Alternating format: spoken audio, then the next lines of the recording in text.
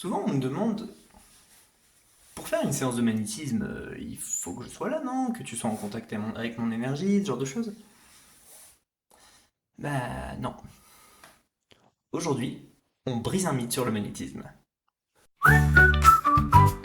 T'es prêt? Allez, c'est parti. C'est parti. Depuis que je fais ce métier, j'ai eu affaire à pas mal de gens qui étaient très cartésiens et j'ai eu beaucoup de mal à leur expliquer ce qu'était l'énergie. Et un jour, en fait, j'ai eu l'illumination et j'ai compris comment leur expliquer.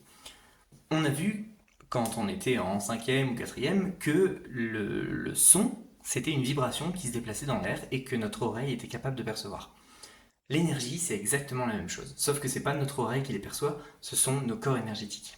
Alors, pour revenir un petit peu sur le sujet, les corps énergétiques sont des corps qui épousent notre corps physique et qui sont de plus en plus grands autour de notre corps physique, et c'est ce qui forme l'aura.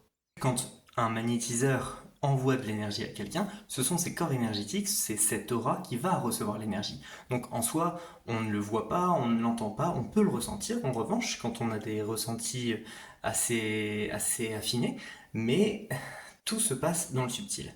C'est pour ça que quand quelqu'un me dit est-ce qu'il faut que je sois là pour un soin énergétique, bah pas vraiment. Parce que moi, je me connecte à son énergie et pas à son corps.